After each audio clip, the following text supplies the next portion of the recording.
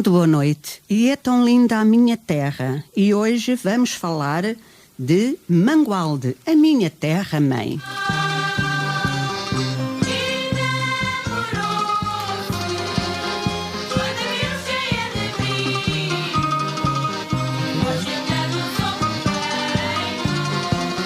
Novos trilhos à descoberta de outros lugares e outras gentes.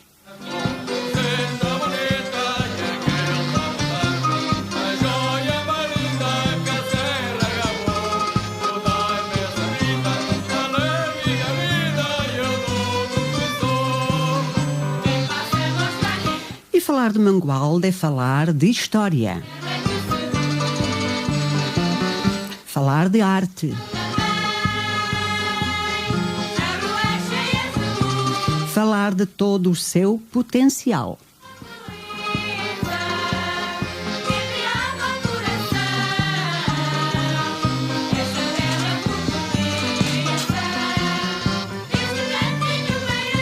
E falar de arte musical também. E aqui está Música de Mangualde.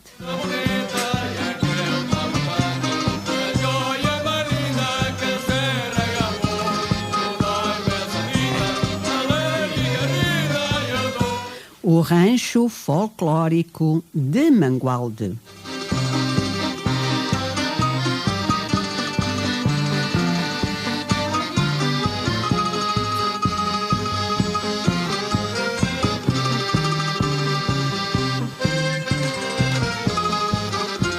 Um rancho que também tem muito respeito e muito orgulho pela cultura que herdaram do seu povo.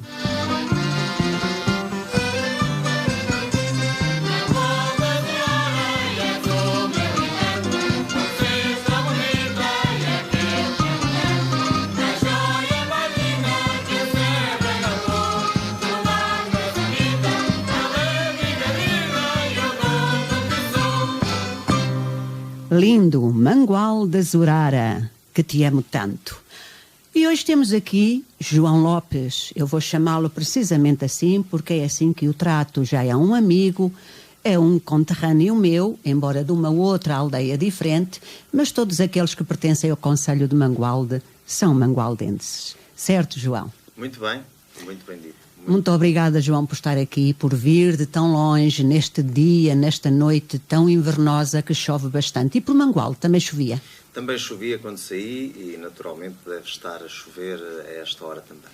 Mas eu queria também aproveitar para lhe agradecer o convite que amavelmente me dirigiu e que eu com muita honra aceitei, porque é sempre importante e interessante falar da nossa terra. Eu digo nossa porque ela também acaba por ser a sua terra. Ela é a minha terra, João. Apesar de já lá não viver. Eu costumo dizer, que as pessoas, os homens e as mulheres naturalmente, mas o homem como um ser holístico, não é? Como um ser global, sem género, é de onde escolhe viver, é de onde vive. Porque é uma escolha verdadeiramente sua.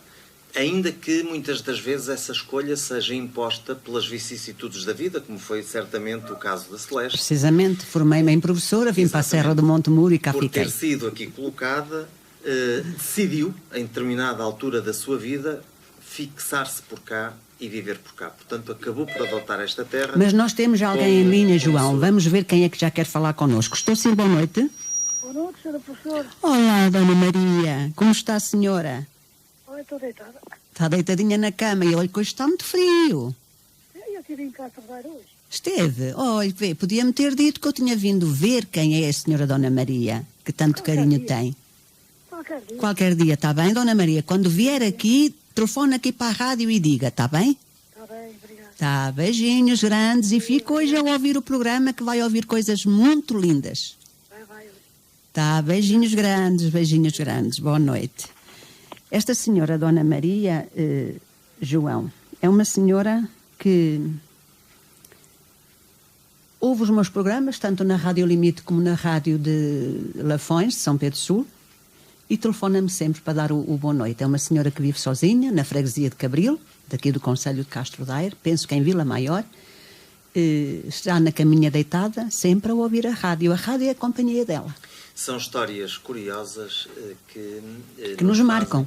E que nos fazem remeter para os princípios da telefonia que tanta companhia fizeram a tantas e tantas gerações. É verdade. Hoje temos um mundo digital, muito dele vocacionado para o audiovisual, e temos também a televisão, naturalmente, que marcou uma época e continua a marcar, mas a rádio continua a ter a magia da voz, e da voz que faz companhia. Da voz que é uma companhia para o dia de certas pessoas, e é o caso desta senhora, naturalmente. Como esta senhora, há muitas aqui no concelho e por todo o nosso país, sim, principalmente nestas aldeias mais desertificadas, não é? Com a população mais idosa. Há casos curiosos, eu não sei se mas penso que em Portugal também os terá havido, mas há uma história de uma radiologista nos Estados Unidos que tinha este tipo de conversas diariamente com os seus ouvintes, que eram os ouvintes dela, as pessoas que se predispunham a passar uma boa parte da madrugada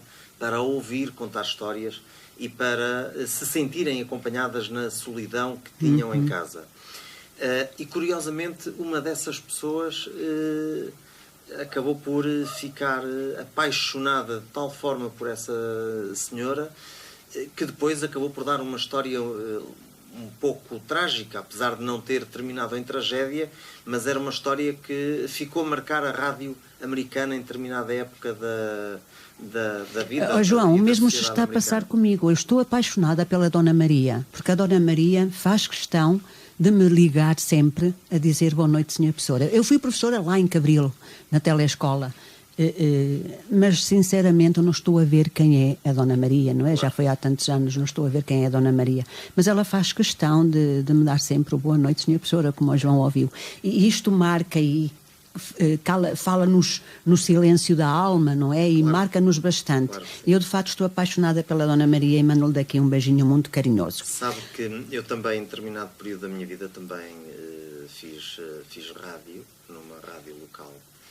E a rádio tem esta magia da voz que nós raramente conseguimos associar à pessoa. E muitas das vezes até, isso já se passou comigo, e com certeza consigo e com todos aqueles que nos estão a escutar, que através da voz fazemos um retrato. E um retrato da pessoa que imaginamos. É verdade. E muitas das vezes encontramos decepções porque a voz não corresponde à nada figura que se lembraram de fazer de nós. Eu imagino as pessoas isso passava-se com um grande radialista que eu penso que desapareceu de cena, apesar de ainda estar vivo, que era o Sena Santos, que era um homem da TSF com uma voz poderosíssima e uma capacidade de diálogo e uma capacidade comunicativa impressionantes. E ele era uma figura que se fazia daquela voz como se fosse um homem com um porte forte, gordo, mas um porte, enfim, que as senhoras gostariam até de conhecer, e na verdade ele era um homem baixo, muito baixo e forte e nada apreciável como homem em termos de beleza sim. De figura masculina, claro. Muito bem, João. De facto, é um gosto eu tê-lo aqui e vamos começar o programa, mas antes de começarmos o programa, permita-me que eu mande um abraço muito, muito, muito grande para todos os mangualdenses, tanto aqueles que estão no Concelho de Mangualde como aqueles que pertencem à diáspora, que são imigrantes em tantas partes do mundo. E desde já mando um abraço muito grande para a Francelina e o Américo Marques, que nos estão a ouvir nos Estados Unidos. Um grande, grande abraço para este casal de mangualdenses também, que nos estão a ouvir nos Estados Unidos.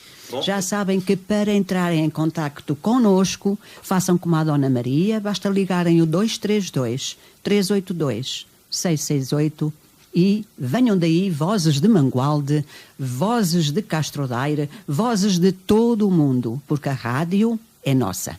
Nós começámos a conversa e, na verdade, eu acabei por ser descortês sem qualquer intencionalidade, porque não dirigi... Foi a Dona Maria que nos cortou. Exatamente. Não tive a oportunidade de dirigir, mas faço agora um cumprimento especial a todos aqueles que nos escutam, naturalmente a todo o público da Rádio Limite, mas de uma forma muito especial e carinhosa para os mangualdenses, sejam os que habitam no concelho, sejam os que vivem fora do concelho, por esse país fora, ou por essa Europa fora, porque a Rádio Limite, através da sua página na net também, é ouvida em todo o mundo. Longe, ou aqueles que vivem além fronteiras, como esse casal é verdade, nos Estados Unidos.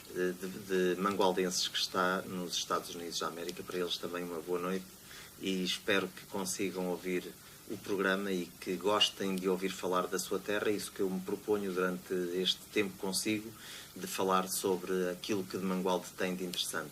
E então vamos falar de um ex-libris de Mangualde. É um dos, porque nós temos tantas. Temos tantos, já vão ver, os nossos ouvintes que não conhecem, já vão ver a riqueza e o potencial que tem Mangualde. Vamos começar precisamente pela Nossa Senhora do Castelo. Vamos até à nacionalidade. Olha, Nossa Senhora do Castelo. Eu acho que é muito bem escolhido. Porquê? Porque, com toda a certeza, há muita gente de Castro Daire ou de outros lados, de ouvintes que nos escutam, que hão de fazer o percurso da A25 em direção à fronteira.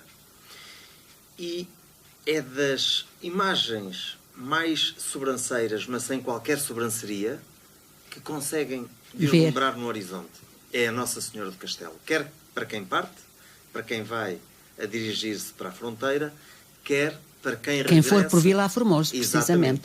Quer para quem regressa, que logo a partir de Xães de Tavares começa a ver naquele lugar altaneiro a ermida da Senhora do Castelo. Mas que de longe não dá para ver a beleza daquela ermida. Tem que se ir até lá. É importante visitá-la por dentro também, porque ela tem a sua beleza particular. É uma igreja que foi construída no século XIX, apesar de toda a história remontar a tempos antes da nacionalidade, porque supostamente aquela região foi também habitada por mouros e diz a lenda, e uma lenda que se calhar terá algum fundo de verdade, em João. fundamentos históricos. E se nós olharmos para a localização, aquele lugar altaneiro, exatamente, de facto ali poderia ter existido um castelo. Na verdade é o que se supõe. É o que supõem os historiadores, é que terá existido ali um castelo que servia de fortificação e de proteção àquela vasta região, porque dali se observam as serras da Estrela, do Caramulo, do Saco, depois a Serra da Gata, em Espanha, por aí fora. Quer dizer, tem-se dali uma visão de 360 graus, o que permitia, na época, transformar aquele lugar, não num lugar sagrado como hoje é, mas num lugar estratégico militar que permitia defender toda a fronteira daquela região, nomeadamente dos mouros, que pretendiam guardar, bem guardado, a influência, ou guardar aquela influência que tinham sobre as pessoas por via da invasão. E isto já com o João, eu sei que o João tem muitos conhecimentos sobre todo o património mangualdense, por isso é que eu fiz questão de o trazer cá. Eu sei que o João vai fazer uma ligação entre Linhares e a Nossa Senhora do Castelo.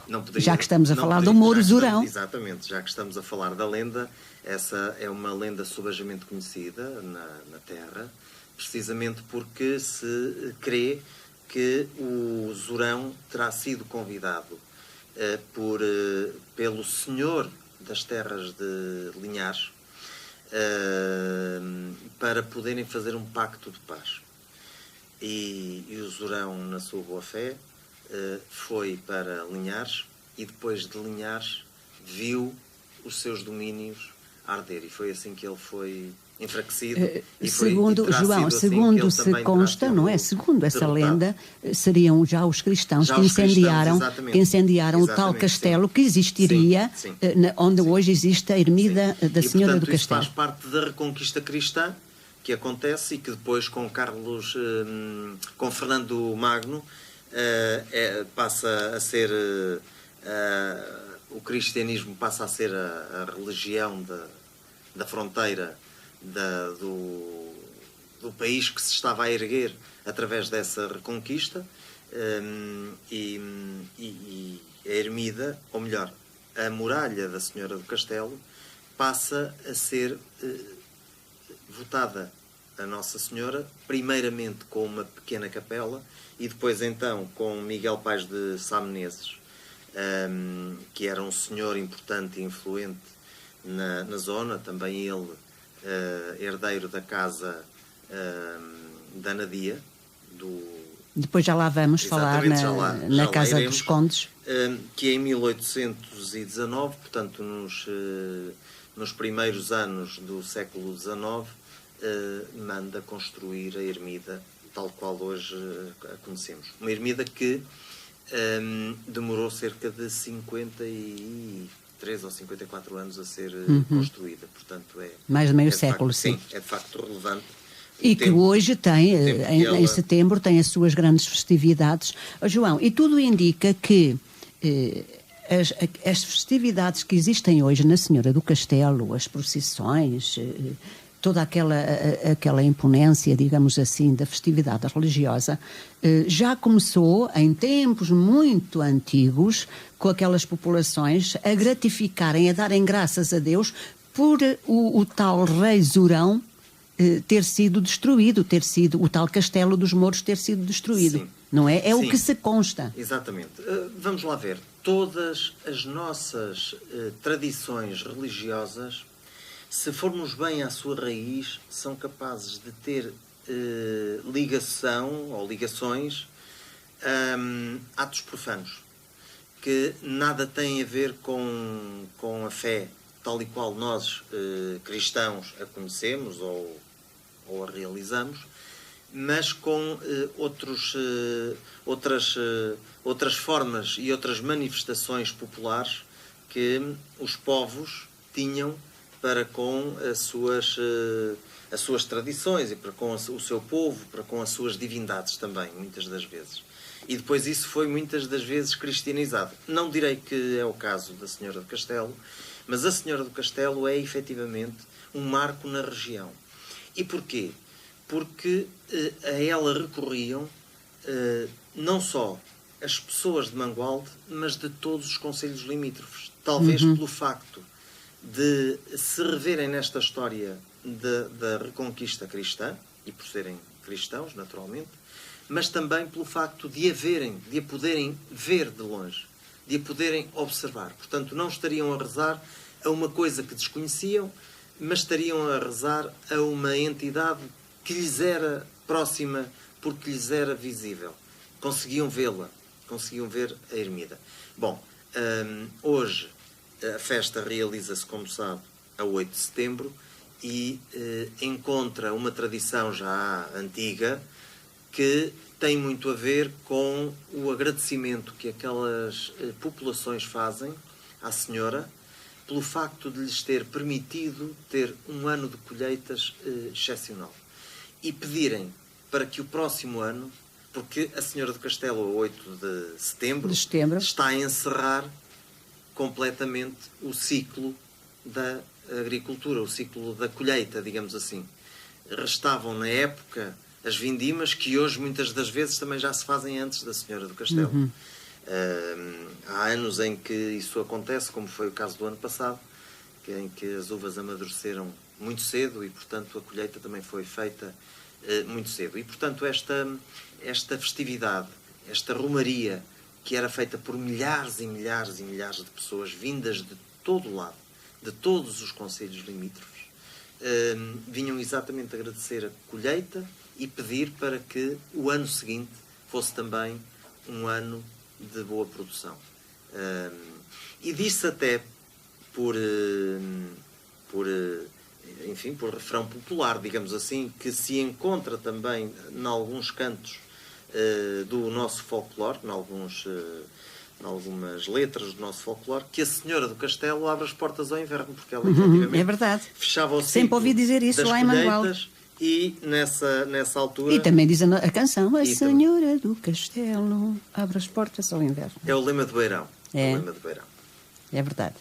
Eu não sei se o João, mas acho que sim, que o João que já disse que a primeira edificação remonta ao século XV, não é? Embora lá está, se recuarmos e formos até às lendas muito, muito, muito, muito antes, está ligada essa edificação à Batalha de Trancoso. Exatamente. A Batalha de Trancoso, segundo já historiadores, Sim, isto sim. já é segundo historiadores. E que tem exatamente a ver com o processo de reconquista, no fundo, não é? E da definição de fronteiras que acaba por vir por aí. E acabaram por ser os habitantes de Viseu, de toda aquela zona que edificaram aquela ermida, não é? Por devoção. Por devoção. São os tais chamados ex-votos. Exatamente. Ex-votos. Uma forma de agradecerem o facto de permanecerem senhores daquelas, daquelas terras por via da expulsão dos mouros e da derrota que eles tiveram ali, muito ajudados pelo tal senhor das terras de Linhares, que deu aí uma ajuda importante. Que deu uma ajuda importante, não é? Chamou o Zurão, anda cá ao meu castelo. Exatamente. E o Zurão vai ao castelo de Linhares e é incendiado o castelo dele, precisamente onde está hoje a ermida da Nossa Senhora do Castelo. E ele lá morreu de tristeza e dor, depois em Linhares, ao ver o seu castelo a arder. Exatamente. Bem, aquela zona foi fustigada não só nessa época, mas também anos mais tarde. Com as invasões? Com as invasões francesas, não é? Foi uma zona também castigada, foram tempos dificílimos para aquelas populações. Mas nós vamos falar das invasões, João, quando falarmos do Palácio, porque no Palácio esteve um senhor, um marechal qualquer coisa, sim, das invasões francesas, sim, e esteve lá. Portanto, estiveram ali várias figuras históricas, sim, não é? No Palácio do Condes de Anadia. Mas nós vamos falar disso quando falarmos precisamente no Palácio dos Condes de Anadia. João, faltam 4 minutos para irmos para a primeira parte da publicidade, mas neste bocadinho penso que seria bom, João, dizer ao público que nos ouve, que é muito extenso, o que é que pode encontrar na Senhora do Castelo, além das festividades em setembro, do escadario, que tem uma beleza espantosa, com várias capelinhas à medida que se vão subindo, mas já, além disso, pode encontrar-se hoje muito mais naquele monte da Senhora do Castelo. Bom, o monte por si só é de uma riqueza muito grande em termos de património natural, não é? Pela vegetação que ali tem, por ser um espaço frondoso, onde no verão é muito interessante estar ali, pela sombra que as árvores centenárias oferecem. Mas é também o facto da ermida ali estar. Também tinha um ponto de interesse turístico o facto de ter ali um restaurante, que hoje está desativado, mas, tanto quanto sei, estará para breve a sua reativação. Eu penso que era o restaurante com o nome de Ermitão, não é? Ermitão. Justamente porque se encontra na casa onde vivia o Ermitão. Onde vivia, interessante. E ainda viverá o Ermitão, a pessoa que está responsável pelas chaves, o guardião das chaves. O guardião da Nossa Senhora. Mas depois tem ali também o Hotel da Senhora do Castelo, onde pode pernoitar, onde pode passar um fim de semana, mesmo de frente para a Serra da Estrela, e as vistas que se têm dali sobre Mangualde, sobre Viseu, sobre Nelas, é uma vista espetacular e, portanto, vale a pena, mais que não seja pela vista que se alcança dali, fazer uma visita, subir o escadório todo, porque... São 300 e tal. Serão 300 e tal até o último degrau da torre. 365 ou 366, sim, mais ou menos, penso que sim. Com as do Caracol também. Portanto, sim, por causa depois a fonte do Caracol. Exatamente. E, portanto, aí eu também desci à fonte do Caracol muita vez. Integradas todas as bonita para fazer essas 365, tantas quantos os dias do ano. Mas não são tantas as que se sobem até à ermida, não são. Eu creio que nem chegarão a 200 sequer. O número de escadas que tem que se subir até... João, já lá vai o tempo em que eu subia e descia aquilo a brincar, a correr. Na altura da festa, em tempos idos, naturalmente, era por ali que se fazia a procissão. E, portanto, era uma procissão duríssima, porque os homens levavam... Desciam as escadas, já não é do meu tempo, João. Levavam aos ombros o andor da senhora. A descer o escadario. A subir. Meu Deus. A subir. Hoje, esse percurso faz-se pela estrada e sobe-se o monte pela estrada. E, portanto, apesar de ser mais longe, é mais suave e porque também não E a procissão vem até à cidade? A procissão vem da cidade, da Igreja da Misericórdia. Aí vai da igreja para a Senhora do Castelo? Até à Senhora do Castelo. A procissão do dia 8, que é feita na manhã do dia 8, e, portanto, ela sai da Igreja da Misericórdia, percorre toda a cidade, até chegar à Senhora do Castelo, lá no alto. Hoje a procissão, o andor vai numa carrinha, bem ornamentada, já não vai em ombros. Em ombros é só muito carregada bem. Eu já há muito tempo bombeiros, que não vejo, que não já vou. Ao chegar à ermida... João, mas nós temos que parar porque vamos para a publicidade dentro de 30 segundos e depois os nossos, os que alimentam a rádio, não é? Se não passa a publicidade ficam tristes e têm a razão. Vamos a isso.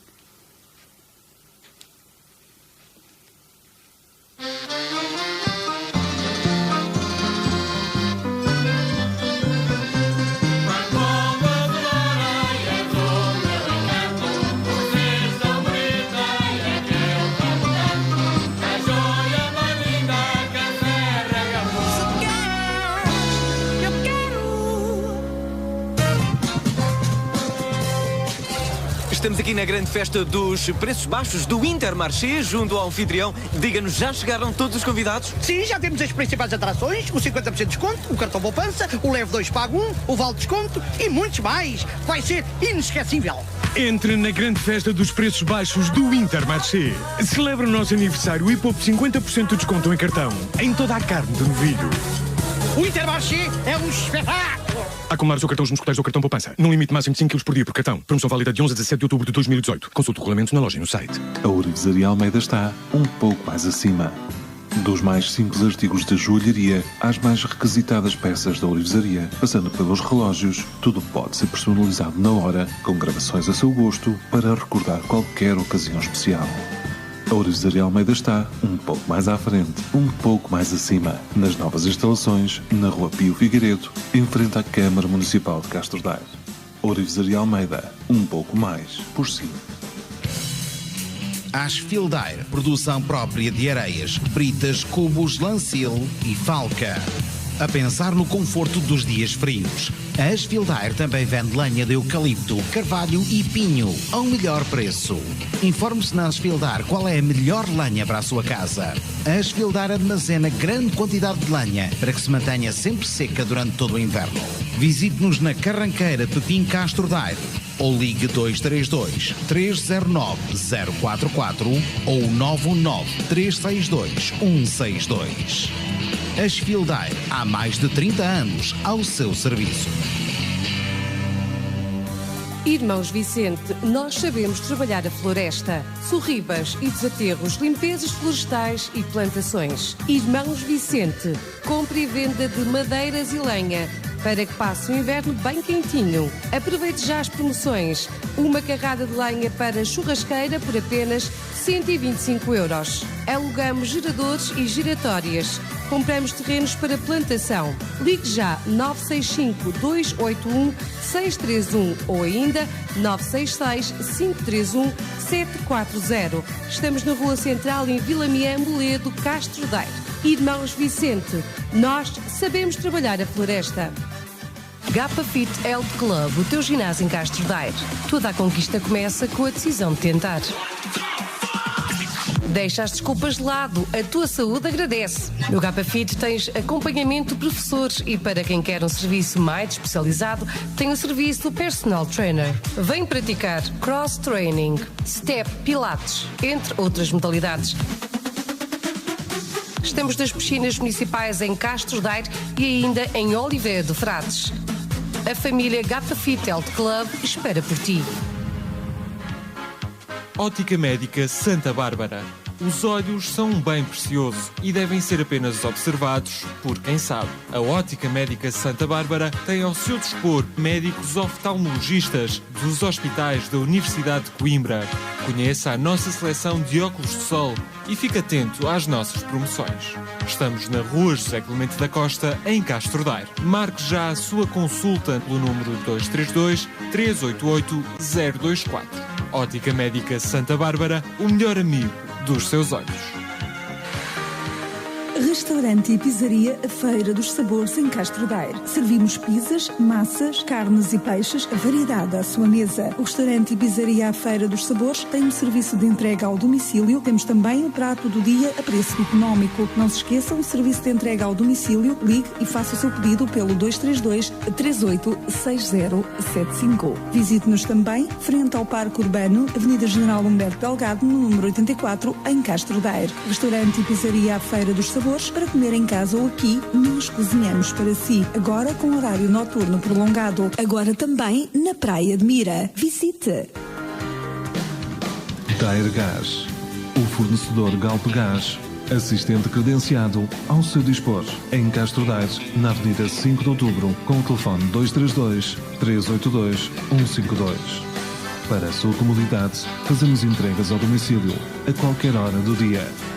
A pensar na sua segurança, a Daire Gás efetua um seguro de gás gratuito no valor de 30 mil euros. Aproveite já. A Daire Gás faz-lhe ainda o convite. Mude para a garrafa pluma, mais leve, mais cómoda e a mais segura do mercado. Daire Gás. Sempre a pensar no seu bem-estar.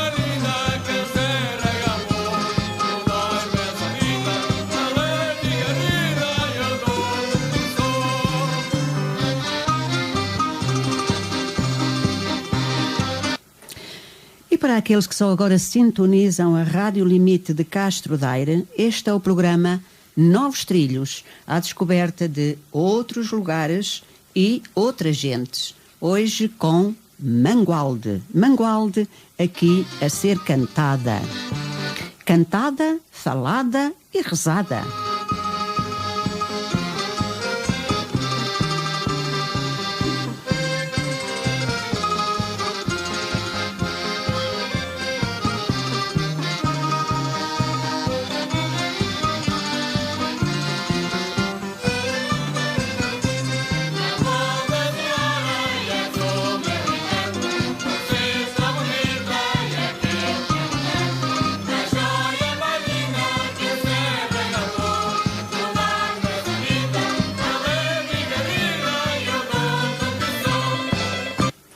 Mas eu tenho alguém em linha, estou sim, muito boa noite.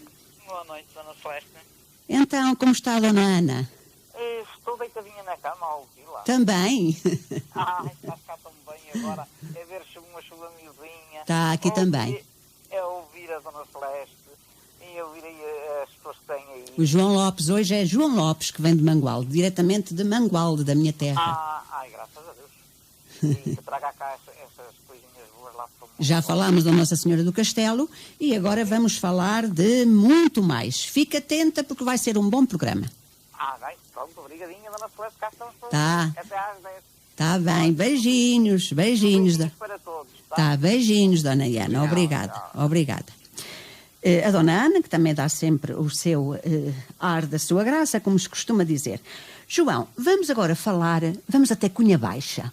já que estamos a falar de algo que nos remonta a um passado, bem longínquo, vamos até Cunha Baixa. Cunha Baixa, que também é um lugar a visitar, e o João vai dizer a todos os ouvintes porquê. Cunha Baixa, primeiro tem que explicar o que é isto da Cunha Baixa, não é? Muito bem. Ora bem, nós temos que recuar cerca de 4.500 a 5.000 anos para falarmos da Cunha Baixa. E porquê? Porque aí se encontra um dos mais importantes espécies de antas ou dólmens da Península Ibérica. E porquê é que é um dos mais importantes? Porque é também, simultaneamente, um dos que se encontra em melhor estado de conservação. João, vamos ver quem temos em linha. Estou a ser boa noite.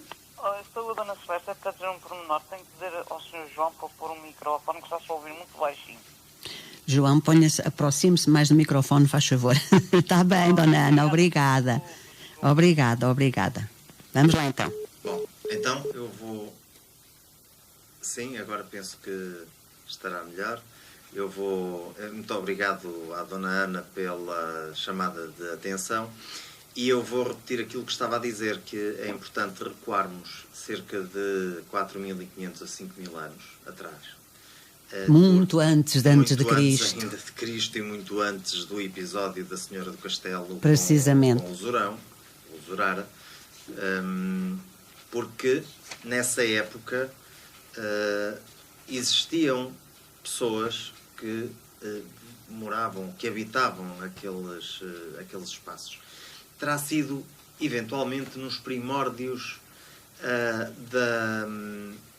da geração sedentária.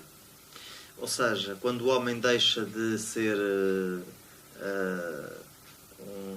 ou de fazer percursos para a sua sobrevivência, deixa de ser caçador-recoletor, passa a ser nómada. Eventualmente estará muito ligado. Porquê? Porque é que se acredita nisso?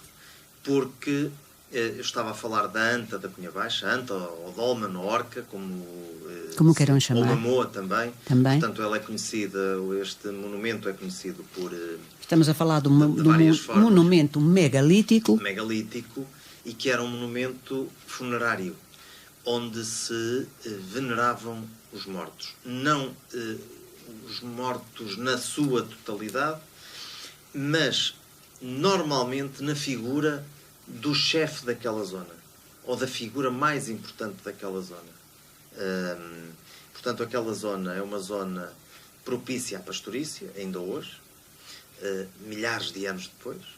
É uma zona onde a agricultura tem uma forte predominância e, portanto, crê-se que aí o homem se tenha estabelecido e se tenha estabelecido ali alguma tribo ou alguma família que por ali ficou e que por ali foi dando também seguimento às gerações futuras.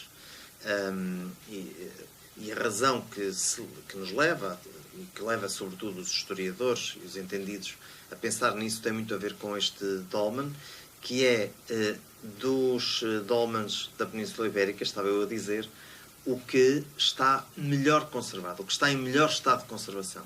Mas também, se calhar, isso deve-se ao município, talvez, penso eu. É óbvio que sim, mas não é despiciando falar também de todas as gerações que passaram e que conseguiram respeitar uma cultura que herdaram.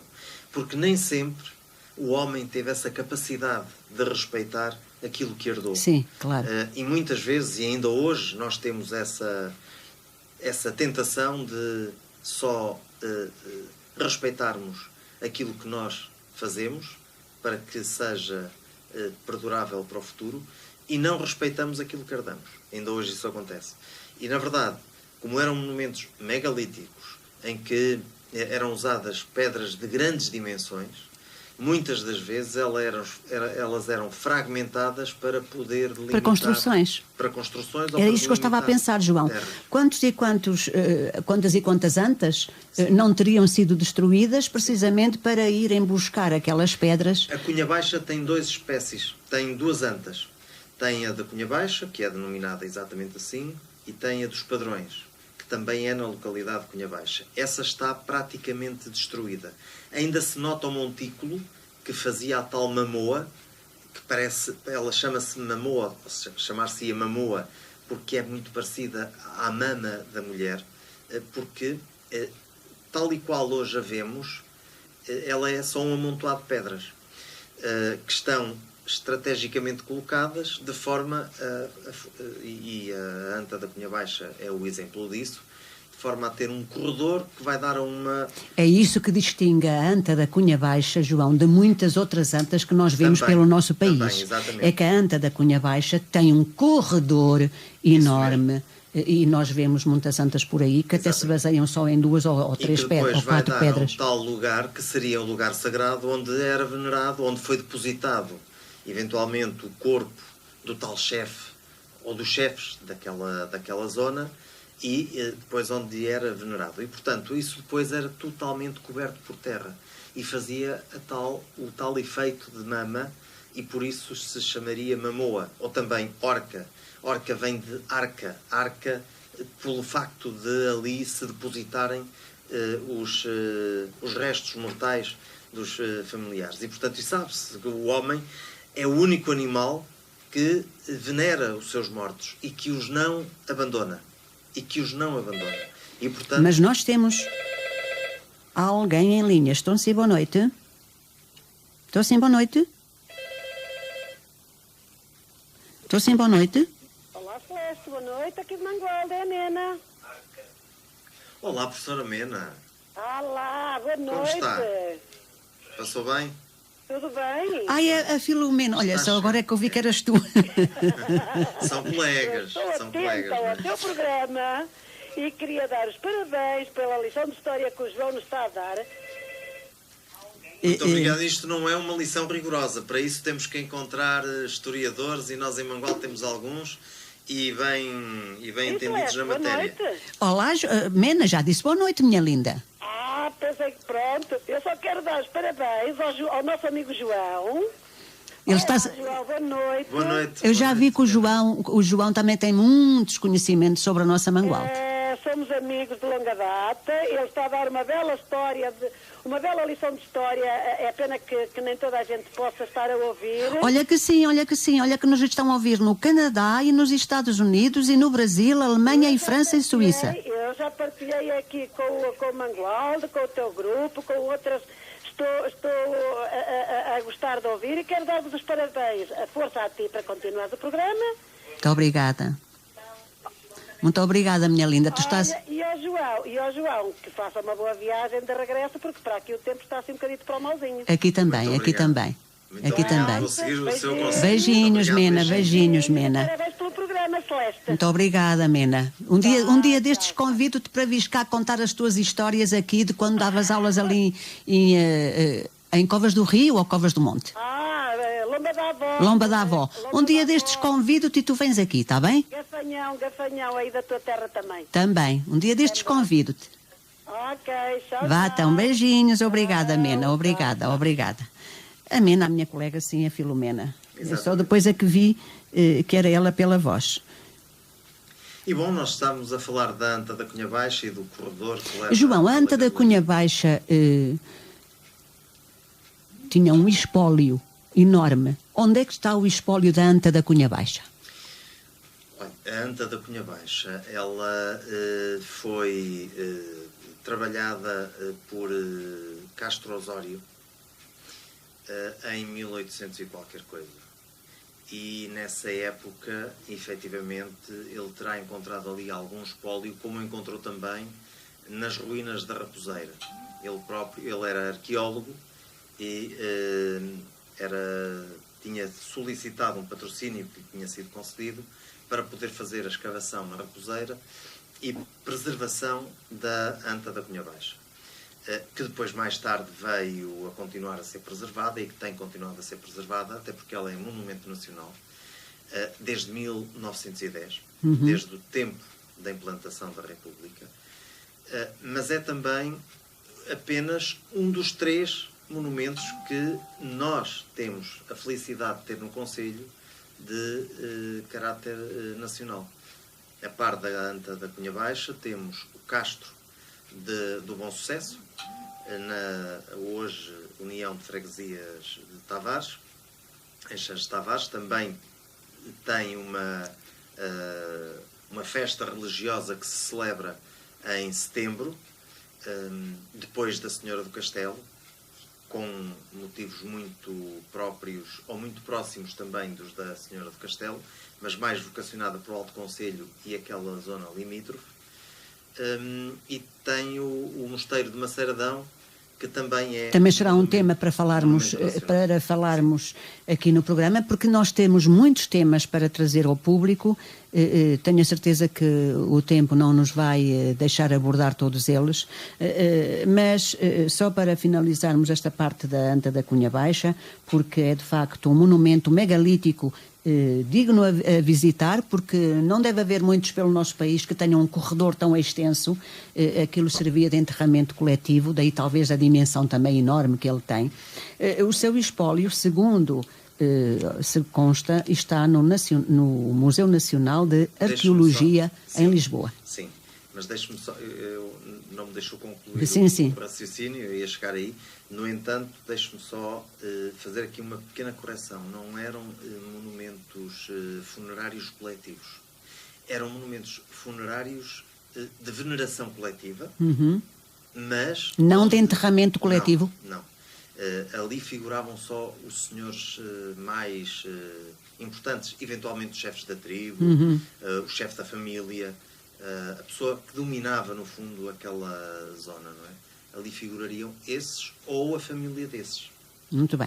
João, é frequente ou não é frequente estes monumentos megalíticos serem visitados por outras pessoas vindas de outros lugares do país e não só? São frequentemente visitados. Nós não temos acesso a uma cadência de visitação, porque não temos ali ninguém a guardar o espaço, porque é um espaço de livre acesso. E, portanto, está em propriedade privada ou está... Está em propriedade que hoje está sob o domínio do município. Foi negociado assim com os proprietários ali à volta e que aceitaram,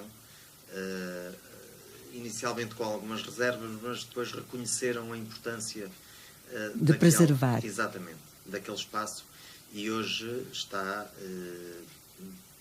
muito facilmente acessível de carro. Inclusive, o carro vai quase até ele. Tenho que lá ir um dia destes visitá-lo. Antigamente não. Era preciso fazer um percurso sinuoso a pé e muito difícil, porque era encostado ao ribeiro e uma pedrinha que resvalasse e lá ia a pessoa ao ribeiro tomar banho. Mas hoje não. Hoje temos um acesso condigno.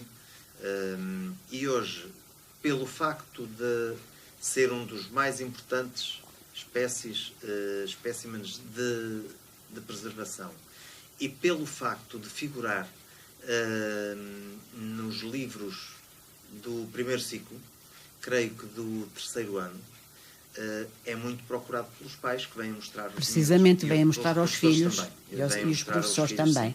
E vêm um pouco de todo o país conhecer aquele local. Qual é o que é mais visitado? É a Anta da Cunha Baixa ou o Castro? O Castro onde é, João? O Castro do Bom Sucesso é também um espaço que fica na Serra do Bom Sucesso, na Senhora do Bom Sucesso, e terá existido ali, aliás, estão lá vestígios disso e, portanto, por isso é que é possível determinar que tenha sido um castro da época romana ainda. Portanto, aquela região é uma região que sempre foi muito povoada, ou sempre teve pessoas ali. E a provar isso estão estes achados arqueológicos. Claro. Quer estes das Antas, com milhares e milhares de anos, quer o castro que é mais recente, muito mais recente, portanto, da época dos romanos, cerca de 2000 anos atrás, quer depois as estelas funerárias ou as campas funerárias que são encontradas um pouco por todo o lado nas matas e que são da época medieval. E, portanto, quer os vestígios arqueológicos do tempo dos romanos também. Aliás, na nossa igreja matriz em Mangualde, existem lá vestígios. Exatamente. Naquelas pedras, tudo leva a crer que fossem campas. Sim, durante muito tempo os mortos eram colocados nas junto igrejas, às igrejas, não é? Os mais importantes dentro e o povo seria fora. Portanto, era mais ou menos assim, e depois com a Revolução da Maria da Fonte e por aí fora, que as pessoas se recordarão bem da história que deram na escola, tudo isso mudou e passaram a ser enterrados nos espaços próprios, nos espaços cemitérios para esse efeito. Agora, a igreja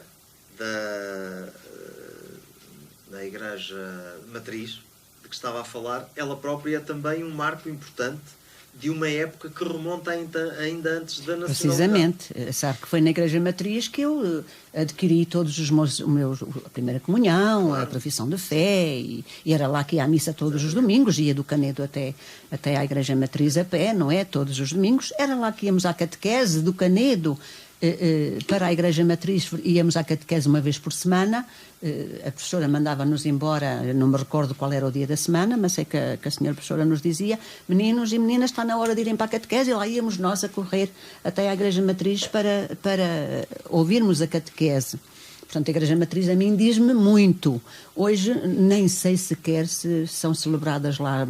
Sim, são? Todos os primeiros sábados do mês é celebrada a missa naquele espaço que está requalificado e está preservado. É uma igreja que faz parte da memória coletiva do povo de Mangualde. Do povo de Mangualde. A maior parte das pessoas, eu próprio, não sou assim tão velho, fui lá batizado. As pessoas tinham ali as suas celebrações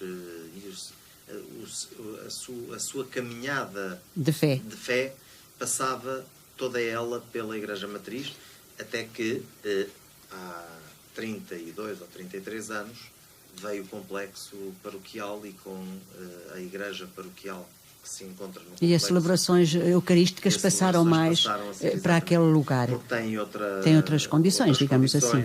Mas a igreja matriz também é um monumento digno a visitar, até precisamente quem gostar de ver esses monumentos históricos, chamamos assim, porque aquelas pedras que estão lá onde se vê o corpo esculpido, precisamente.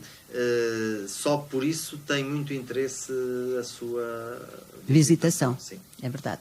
João, nós vamos fazer novamente outra paragem, porque vamos para publicidade, mas já sabe, meu querido ouvinte, não pode sair daí, porque nós voltaremos já de seguida.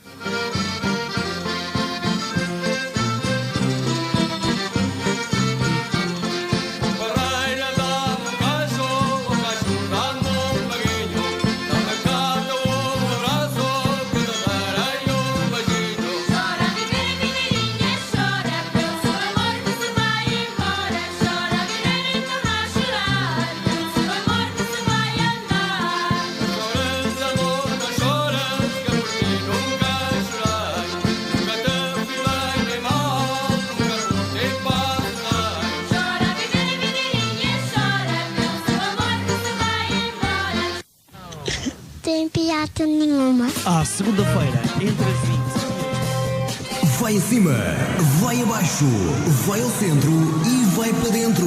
E arrebenta a festa. Brinco Baile, tudo é vibrante.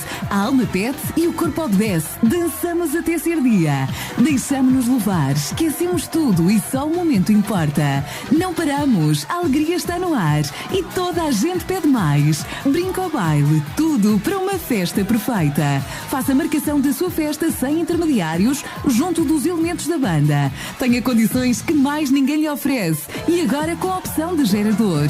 Siga-nos no Facebook e siga a nossa agenda. Ninguém fica indiferente. Conjunto Musical Brinco Baile. Contacto para espetáculos 933 454 994. Conjunto Musical Brinco Baile. Marcamos a diferença por onde passamos. Somos únicos, altamente vibrante e brutal. A florista Eli Flor convida-o a partilhar as suas lembranças. Estamos em Mões, na rua principal, junto à igreja, com o contacto 931-194-923 ou 232-112-198. Conheça a nossa variedade de flores, plantas ornamentais e todos os arranjos ao sabor do cliente.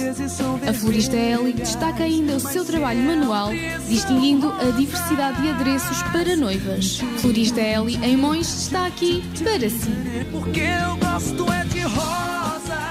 Mais rápido do que as nossas caixas? Só mesmo online. Como funciona? Primeiro crie a sua conta na loja online Intermarché em www.online. Como funciona? Primeiro crie a sua conta na loja online Intermarché em www.lojaonline.intermarché.pt. Depois faça a sua encomenda e a seguir deve escolher a opção levantamento no drive e indicar o horário que lhe é mais conveniente para levantar a sua encomenda no drive do Intermarché. E já está, simples, cómodo e rápido. Intermarché, juntos pelo melhor e mais barato.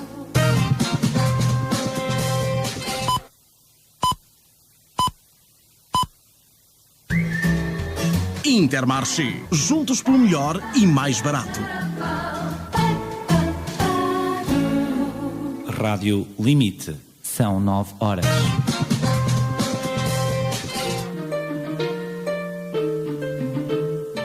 É no mini preço de Castro Daire que as famílias encontram as melhores frutas e legumes com toda a frescura e qualidade. Pera rocha do Oeste, 1,49€ o quilograma. Uva preta, 1,59€ o quilograma. Meloa, 1,85€ o quilograma. Estas e outras promoções no mini preço de Castro Daire até o dia 17 de outubro. Salvo ruptura de estoque. É só escolher, é só poupar.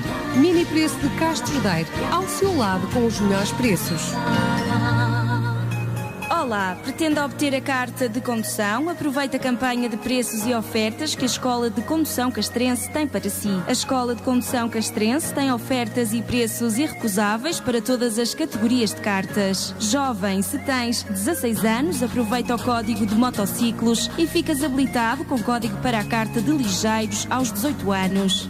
Venha visitar a Escola de Condução Castrense e escolha a melhor oferta e forma de pagamento. A Escola de Condução Castrense continua a dar cartas há 30 anos. Revalidamos a sua carta e marcamos exames psicotécnicos. Estamos situados junto às finanças com o telefone fax 232 382 246 e 966 651 124. E-mail escola-condução-castrense@hotmail.com. Pelo preço e qualidade de ensino, não hesite e escolha a Escola de Condução Castrense.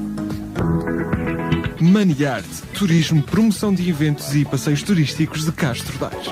Natureza, ar puro, cultura e desportos radicais. Aproveite ao máximo a natureza selvagem do concelho. Somos a empresa certa para organizar as suas férias.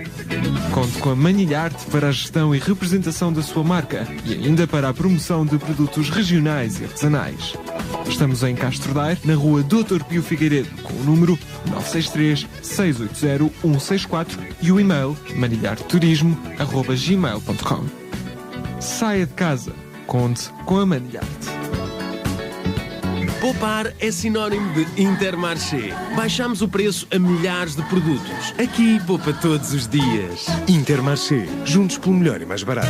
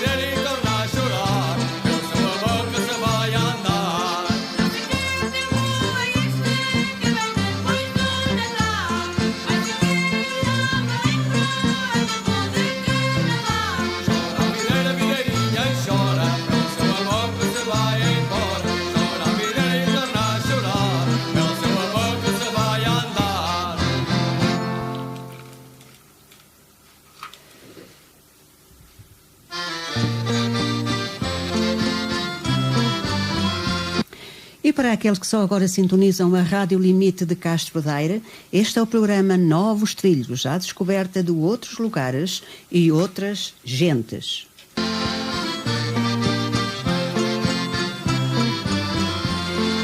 E hoje o outro lugar e a outras gentes que vieram, melhor dizendo, até aqui à Rádio Limite, é precisamente o concelho de Mangualde. Já falámos muito de Mangualde, alguma coisa, mas muito, muito mais há para falar. Tanto que 2 horas de programa não chegarão. 1 hora já lá vai, João. É verdade, ainda só falámos, no fundo, da Senhora do Castelo, mais pormenorizadamente, e da Anta da Cunha Baixa. E da Anta da Cunha de Baixa. Para fechar a Anta da Cunha Baixa, porque ela se encontra na localidade de Cunha Baixa, na aldeia de Cunha Baixa, e como gosta tanto de lendas, também reza a lenda que Cunha Baixa se designa assim, porque terá derivado de Colina Baixa. E, efetivamente, se nós repararmos, toda a aldeia da Cunha Baixa se encontra numa colina, no sentido descendente da colina. E terá, ou diz a lenda, que o povo vivia mais acima, as pessoas que ali habitavam mais no alto da montanha, e ter-se-ão deslocado para ali por via de uma invasão de formigas. É engraçado que aqui também há uma lenda no concelho de Castro Daire que diz precisamente isso. Tenho a impressão que é Bugalhão que depois vieram para Picão, precisamente por causa de uma praga de formigas. São histórias curiosas que vale a pena preservar. É verdade. E a Celeste tem feito um excelente trabalho. Tanto quanto eu gosto muito de lendas, na gosto. Zona da Serra do Monte Muro, e portanto eu não resisti a ter que partilhar. Gosto muito de lendas. Que é também interessante. E fez muito bem, João. João, vamos passar para outro tema. Qual outro tema? Sim. Que diz à grande escritora, à feminista, à republicana, à nossa mangualdense, Ana Osório. É uma grande figura de Mangualde. Apesar de... Lá está. E isto voltamos às minhas primeiras palavras. Nós somos de uma terra onde nascemos porque foi aquela terra que os nossos pais escolheram para que nós nascêssemos. Portanto, não foi uma escolha nossa. Também não foi uma escolha da Ana de Castro Osório, mas a verdade é que em virtude do pai estar ali como notário, ela nasceu em Mangualde. E lá terá vivido até aos 23 ou 24 anos. Depois casou com um tribuno que, entretanto, foi para o Brasil como cônsul português, e ela foi também para o Brasil. E depois da morte do seu marido, regressou a Portugal e terá ficado por Lisboa, e depois mais tarde faleceu em Setúbal, penso eu. Setúbal é também uma das terras que reclama muito o nome de Ana de Castro Osório. Não, mas temos que... Ela nasceu em Mangualde, portanto, se nasceu em Mangualde é nossa, não é? Como diz o outro. Ela nasceu. Sabe que é curioso porque... Nasceu em 1872. Creio que era o Einstein que dizia que se a teoria dele desse certo, os americanos diriam que ele era americano, e os alemães diriam que ele era alemão, ou que era austríaco, porque havia ali uma forte predominância do Império Austro-Húngaro ainda, não é? E é curioso que ele também dizia que, se porventura a teoria dele não desse certo, os americanos diriam que ele era um nazi, e os nazistas diriam que ele era um judeu a bater. E, portanto, as pessoas também têm isto, no fundo, para dizer que todos reclamam a entidade de alguém de quem se reconhece, ou quem se reconhece valor.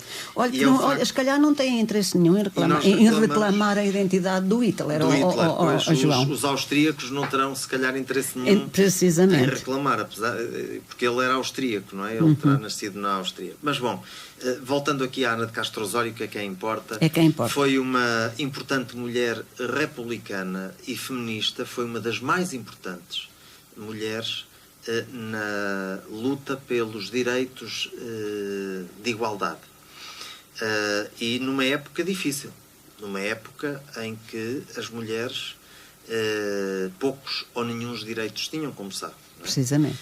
É curioso, e aqui, falando de Ana de Castro Osório, não pode deixar de se falar de uma história que a relaciona com o primeiro voto de uma mulher em toda a Europa.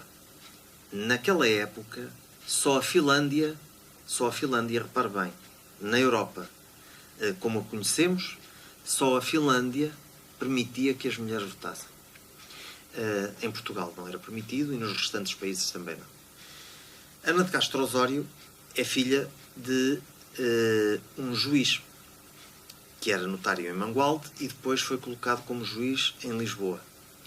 E vale a pena fazer esta referência, porque ela era amiga da primeira mulher que veio a votar, que era Carolina Beatriz Ângelo, uma médica, nascida na Guarda, e entretanto também ela uma defensora da igualdade e fazia parte da mesma liga, que era a Liga Republicana das Mulheres Portuguesas. E elas ter-se-ão conhecido aí, e aí fizeram uma grande amizade, e Carolina Beatriz Ângelo fica viúva com 30 anos. E a lei portuguesa dizia na época que só era concedido o direito de voto aos chefes de família que tivessem instrução. Os analfabetos não podiam. Não podiam. Os analfabetos não, portanto, os homens, se tivessem a condição de analfabetos, não podiam votar, e só era permitido o voto se fosse por cidadãos masculinos e que tivessem alguma instrução. Ora, por serem chefes de família, repare, chefes de família. E é aqui, nestes chefes de família, que Carolina Beatriz Ângelo encontra uma espécie de lacuna da lei. E ela, como fica viúva, ela passa a ser a chefe da família. Uhum. E portanto, já podia votar. E instruída porque era médica. E ela faz um requerimento que, por sinal, é ajuizado pelo juiz pai de Ana de Castro Osório. E, portanto, eu não acredito que tenha havido aqui algum caso circunstancial que não acho. E a história e os historiadores com certeza encarregar-se-ão de testar. Exatamente, e de comprovar melhor isto. Mas é um facto é que o requerimento de Carolina Beatriz Ângelo é aprovado pelo juiz pai de Ana de Castro Osório, que também era amigo de Teófilo de Braga. Teófilo de Braga era, na época, o chefe do governo. E, portanto, tudo isto forma aqui uma casualidade que, de casualidade, eu não acredito que nada tenha, não é? Claro. Bom, e é dessa forma que é permitida a votação pela primeira vez por uma mulher em toda a Europa. E ela fica nos anais da história por ser a primeira mulher que vota em toda a Europa por via desta lacuna da lei, que ela conseguiu interpretar bem e conseguiu provar perante o juiz que era a chefe de família, que não era analfabeta, era médica, não é? Podia votar. Teria o direito a voto. Muito bem. Repare, João, que se ela não fosse... Apesar disso, na época, ter constituído algum burburinho na mesa de voto. Sim, porque era uma mulher. Era uma mulher. Era um escândalo ver ali uma mulher. Era uma mulher, era um precisamente. Mas ela apresenta o relatório do juiz e deixam que ela... Se a lei diz isto, exatamente, se eu sou chefe, não sou analfabeta, sou instruída, portanto eu posso votar. Repare que estamos na Primeira República Muito e imediatamente... João, eu desconhecia por completo essa ligação. Os políticos homens da época vão... terminar com essa redação da lei e dar-lhe uma redação que não deixe dúvidas. Que não seja dúbia, de dupla interpretação como esta. Como essa foi? Que foi aproveitada bem pela Carolina Beatriz Ângelo e que permitiu que ela ficasse na história. Bom, mas isto porque estamos a falar de Ana de Castro Osório. Porque era amiga da Ana de Castro Osório, não é? Falar-se de Ana de Castro Osório sem que se fale deste episódio, porque ela é determinante, sem dúvida alguma, pelo facto de ser a filha do juiz que passa esse atestado. Mas nós ainda não dissemos aqui, Visângela, João, que mas Ana também Castro porque Osório ela- era uma grande escritora. Exatamente. Ela é considerada a mãe dos contos infantis. Verdade. Ela é considerada, de facto, a A precursora pioneira dos e a contos, pioneira dos contos infantis. contos infantis em Portugal. É verdade. Ela seria uma Anderson, não é? Uma Pioneira em Portugal na luta Exatamente. pela igualdade dos direitos, Dos direitos. entre homem e mulher. Exatamente. E pioneira precisamente na literatura infantil. Era uma jornalista, era uma pedagoga, uma feminista, uma ativista, uma republicana. Um orgulho para os mangualdenses, João. Um orgulho, e ela também tinha muito orgulho de Mangualde, porque repara, ela foi para o Brasil, e no Brasil terá acontecido na primeira vintena do século passado, na primeira vintena de anos, portanto ali nos anos 20, terá acontecido uma exposição mundial, e que tinha também uma exposição do mundo português. E ela, na época, pede que de Mangualde sejam enviados os bordados de Tibaldinho para que figurem nessa exposição. E isso Os é bordados de revelador, Tibaldinho. isso é revelador do carinho que ela nutria por Mangualde e do conhecimento que ela detinha sobre as tradições e sobre o património que se veio a tornar emblemático do bordado de Tibaldinho. João, eu vou fazer uma pergunta, talvez o João me saiba responder. Ou não. Apesar de estar aqui como cidadão, claro que nós não somos obrigados a saber tudo, por amor de Deus. Mas eu, pelo menos, nunca me apercebi que Mangualde, tendo Ana de Castro Osório uma figura destas tão importante nos anais da nossa história, porque há lá alguma rua, algum busto dedicado... Há uma rua e ela é patrona de uma escola. Ai, muito a bem. Escola de Ana de Castro Osório. Muito bem. E há a rua também. E há também a rua da Ana de Castro Osório. A Ana de Castro Osório. Muito bem, olha, já fiquei e o mais... ano passado... Olha, é uma maneira coincidiu- de vermos que, de facto, os mangualdenses reconhecem e sabem valorizar. De facto, se falarmos de Ana de Castro Osório, é bem provável que a maior parte das pessoas Não saiba quem é. saibam, não façam uma ligação à importância que teve na história, sobretudo dos direitos da mulher e da igualdade da mulher. Precisamente. E desta história que eu estive aqui a contar e que está relacionada com o primeiro voto da primeira mulher que vota em Portugal, curiosamente em toda a Europa, e portanto é o primeiro voto feminino na Europa, surge muito pela mão de Ana de Castro Osório, pela amizade que a unia a Carolina Beatriz Ângelo e pela história que eu já contei, que me escuso de voltar a repetir. E, portanto, muitas das vezes as pessoas não a relacionam com isto. E nós estamos a falar de uma época, olha, se ela morreu em 1872, de facto falar no voto da mulher... Ela nasceu em 1872, morreu já no século XX. Sim, morreu em 1935. Eu vi aqui mal a minha nota, a minha cábula. Sim. Morreu em 1935, precisamente a 23 de março, em Setúbal. Mas morrer em 1935, mas ela votou... O voto da mulher feminina foi muito antes desta morte. Foi em 1911, salvo erro. Foi logo a seguir, à implantação da República. Isso mesmo. Portanto, muito foi bem. na Primeira República. Muito bem.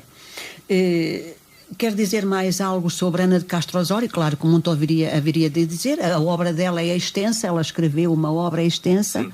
muito dedicado, contos para crianças, de facto. E nós temos aproveitado alguns deles nas atividades que vamos fazendo, que o município vai promovendo na biblioteca, de quando em vez são aproveitados os contos de Ana de Castro Osório e algumas lendas que ela também deixou escritas, um trabalho muito semelhante àquele que a Celeste tem feito por aqui. E ela também fez alguma recolha e, portanto, deixou escritos que de quando em vez são utilizados. O ano passado assinalámos a passagem do 100º aniversário sobre o seu nascimento. Aliás, sim, estava-me a dizer para parar. Não. Okay. Eu só quero dizer que não toques nesse coisinho aí, está bem? Podes passar, mas não toques. Assinalámos o aniversário, dizia eu, no dia 18 de junho, que coincidiu com o fatídico dia do incêndio de Pedrógão, não é? E, portanto, tivemos uma data especial em Mangualde que está relacionada com a figura de Ana de Castro Osório. Aliás, eu estive num evento que promoveram a Ana de Castro Osório, precisamente no Rocio de Mangualde. Já não sei quando é que foi, mas sei que estive lá no evento. Vamos fazer uma curtinha pausa, porque Mangualde também tem o seu folclore, e a Filomena, a minha colega, já me perguntou se eu distingo a voz dela aqui no meio de tantas. Oh, minha cara amiga, como é que eu vou distinguir a tua voz no meio de tantas? Achas que eu vou conseguir? Vocês que andam todas tão bem, tão bem, tão bem.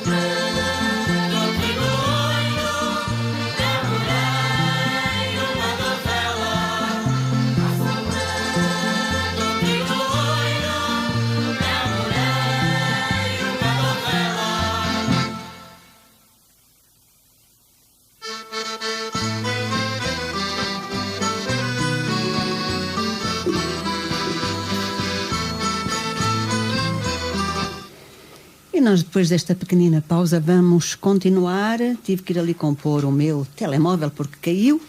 Vamos continuar o programa. João, quer dizer algo mais sobre a Ana de Castro Osório, uma figura, uma escritora, a pioneira dos contos infantis?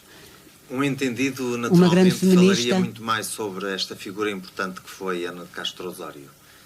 Mas eu penso que o essencial está já dito, foi dito, e, portanto, não é? Podemos aproveitar ainda o tempo que nos resta para falarmos do que me quiser do que lhe quiser perguntar. Eu já vi que o João sabe tudo sobre o Mangualde, não sei tudo. Mas nós temos que falar no Palácio dos Condes da Anadia. Muito bem. Aliás, até porque agora está aberto ao público, não é? Está aberto ao público, é visitável. É um dos mais belos exemplares de palácios da Beira e até da região centro, e vale muito a pena ser visitado. Foi um esforço... Vou confidenciar aqui uma coisa, João. Sim. O pai do meu pai, que Deus tem, foi jardineiro no Palácio do Conde da Anadia. Muito bem. Como vê, há uma ligação... Tem uma ligação, é transversal a muita gente. Muita gente que trabalhou para a família, ou muita gente que tinha gente a trabalhar para a família, ou que tinha gente conhecida, ou gente... Olha, por exemplo, outra figura importante de Mangualde, o Dr. Alexandre Alves, um importante historiador. O pai dele foi feitor do Palácio do Conde. Então vamos falar do Palácio do Conde. Também lá está outro ex-libris da cidade de Mangualde. Sim. É um palácio belíssimo, portanto, e que vale a pena visitar pela beleza que ele tem, quer pelo conteúdo, quer pela arquitetura. É, como eu dizia há pouco, um dos mais belos palácios da Beira, e marca uma época muito importante da nossa história, porque ele começa a ser construído no século XVII e atravessa uma boa parte do século XVII até ao século XVIII. Tem ali traços de um importante arquiteto italiano que foi convidado para fazer o desenho do palácio, e depois ele representa uma alta burguesia que vive muito, ou melhor, aquela família, na sua gênese está também um pouco da fortuna dela, terá estado na Guerra Espanhola, sobretudo na Guerra Civil, onde a família tem ali um importante avanço económico, porque fornecia a coroa espanhola e fornecia o povo espanhol, não é? Porque estava em guerra e, portanto, não poderiam produzir cereais e por aí fora. Mas também noutras épocas da história, como nas invasões francesas, como há bocadinho disse, em 1810, o general Macena terá ali pernoitado. E outras figuras da história. Eu até por acaso fiz um pouco também de pesquisa. Foi o Marechal Macena, comandante do exército francês, que em 1810 invadiu pela terceira vez o nosso país. E pela terceira Isso eu sei da nossa história. E pela terceira vez levaram porrada. Também o El-Rei Dom Luís também esteve no... Sim. E o Dom Carlos. Exatamente. E o Dom Carlos também estiveram naquele Dom palácio. Luís, quando veio na comitiva que inaugurou a linha da Beira Alta. A linha da Beira Alta, portanto, precisamente. Fizeram a viagem da zona da Figueira da Foz até Vilar Formoso e de permeio estiveram em Mangualde. Sim, sim. Mangualde está estrategicamente colocado, se bem repara. Está precisamente no centro do país. Não sendo o seu centro geodésico, ele está no centro porque é ali que se encontram as principais vias de comunicação que levam também produtos para a Europa e que trazem produtos da Europa para o país, naturalmente, mas que se fazem aproximar o norte e o sul, e o oeste e o oeste. Mangualde está a cerca de 100 km da fronteira e a cerca de 100 km do mar. Está a pouco mais de 1h20, 1h30 do aeroporto do Porto, e está a cerca de 2 horas e pouco do aeroporto da Portela. Portanto, está muito bem colocado, está muito perto do Porto de Mar de Leixões ou do Porto de Mar de Aveiro. Portanto, João, porque o tempo de facto vai, e ele corre tão depressa, meu Deus do céu. Relógio, para. Dizer que... o Palácio, eu queria perguntar algo ao João, que era, o Palácio do Conde da Anadia é privado, aliás é do quem é que não conhece, o Miguel Paes, o Miguel Paes do Amaral, não é? Conheço bem, já não me lembro a vê-lo, mas conheço bem. Mas com certeza que se ele está aberto ao público, algum protocolo ali existe com o Palácio e com o município. Era uma ânsia, era uma vontade antiga dos mangualdenses ter o Palácio aberto. Mas ele, de facto, é de uma família privada que só o abre se quiser. Precisamente.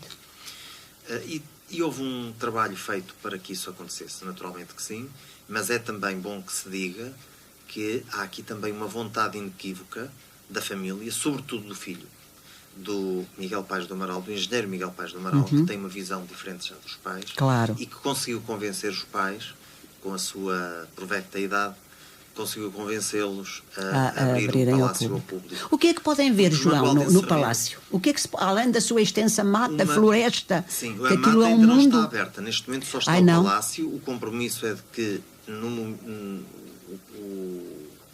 momento oportuno. A seguir e oportuno será o jardim.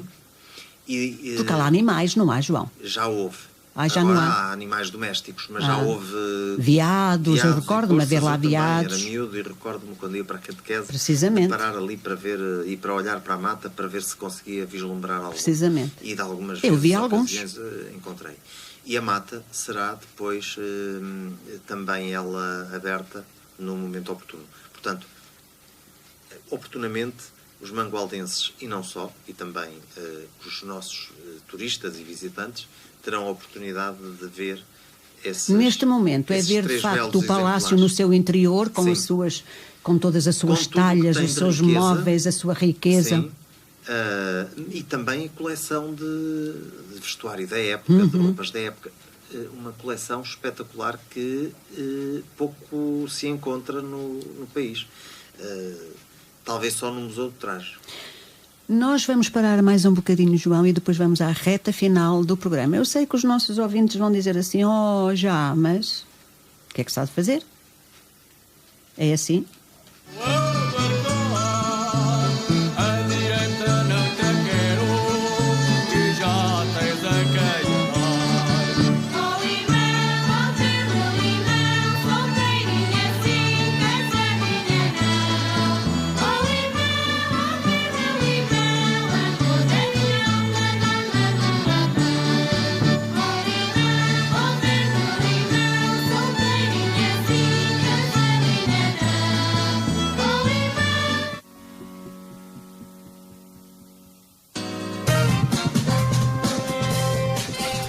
Eletrocastrense. Eletricista Auto, na Quinta Lobo Joana, na estrada Castro Daire Fareja. Importador de baterias e óleos com preços de revenda. Na Eletrocastrense temos para si baterias, alarmes de todas as marcas e autorrádios Blaupunkt, Kenwood e Alpine. Colocamos e selamos tacógrafos, montamos ou recarregamos todo o tipo de ar-condicionado e fazemos a montagem de rádio com GPS para além da limpeza de injeção à sua viatura. Se a sua viatura apresenta qualquer problema, entre em contato connosco. Na Eletrocastrense, a máquina de diagnóstico detecta o problema. Basta ligar 232 381 332. Eletrocastrense, para bem servir o seu automóvel. Ao longo da minha vida consegui assumir o controle de muita coisa. Um carro, uma casa, uma empresa, uma família e até a nossa saúde. Manter tudo isto seguro é fundamental. Por isso, conto com o auxílio e orientação de um corretor de seguros que me oferece as melhores opções de seguros para proteger tudo o que é mais valioso para mim. E você, já tem um corretor de seguros?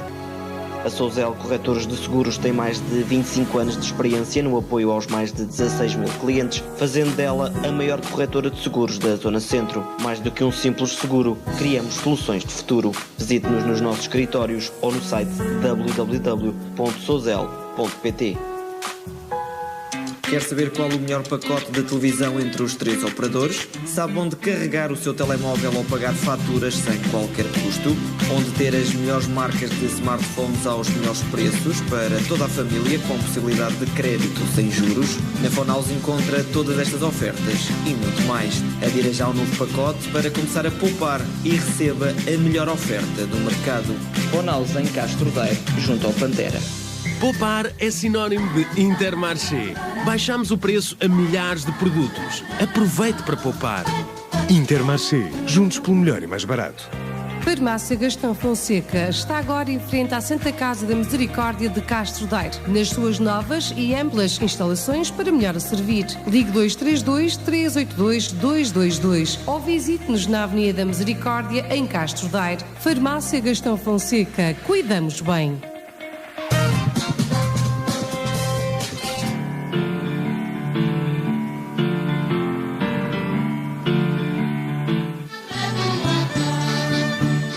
Toma lá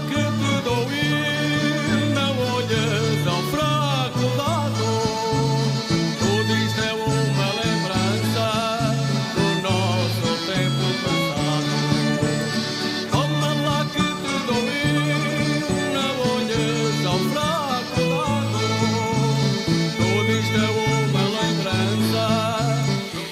é, meus caros ouvintes, 2 horas de facto é muito pouco para se falarem de lugares com tanta história, porque há uns lugares que têm mais história do que outros. E de facto o concelho de Mangualde, porque não estamos a falar unicamente da cidade de Mangualde, já falámos de aldeias vizinhas, tem muito que se lhe diga. Nós poderíamos falar, por exemplo, em tradições como andar com os gados à volta das capelas do Santo António. Podíamos falar de tantas coisas. Será que um programa chega? Nós temos um mosteiro ainda de Maceiradão. Santa Maria de Maceiradão. Santa Maria de Maceiradão. E vamos começar precisamente por esse. Mas depois temos a Feira dos Santos. João, a Feira dos Santos que se aproxima e que vocês têm lá televisão. Não quero ir embora sem falar na Feira dos Santos. Pois é. Feira dos Santos, que é uma feira então vamos secular. começar pela Feira dos Santos, João. Porque há tanta coisa para falarmos de Mangualde. Quem sabe eu vou desafiar o João e mais alguém para voltarem a falar de outros lugares e outras gentes. Mangualde. A Feira dos Santos é o modelo representativo daquilo que eu tinha dito há pouco, antes do intervalo. Da localização estratégica e geográfica que Mangualde tem e que nos é favorável nesse aspecto. A Feira dos Santos terá nascido muito por força da promoção e do encontro dos produtores que vinham da serra para apresentar os seus lanifícios e os que vinham do mar para apresentarem também os seus produtos, e ali se dava a troca. Lá está a Mangualde a ser um centro estratégico. Exatamente, é uma feira que já tem mais de 300 anos. E é uma feira que é muito conhecida hoje pelas febras. Aliás, há muitos lugares chama-se a Feira das Febras. Onde vais? Vou à Feira das Febras. As febras, é isso mesmo. É. Mesmo lá no concelho de Mangualde. As febras que hoje já estão a ser muito banalizadas porque são grelhadas na brasa e o típico seriam fritas na sertã. Era isso mesmo. Exatamente. E depois punham num molhozinho, acho que levava vinho ou qualquer coisa. Filomena, eu sei que tu nos estás a ouvir, vamos lá ver. Quando é que tu fazes aí umas febrazinhas para mim? Ou os torresmos. Não é? Eu tenho que dar um beijo muito grande a uma pessoa que também nos está a ouvir na França, que é a Ana Fernandes.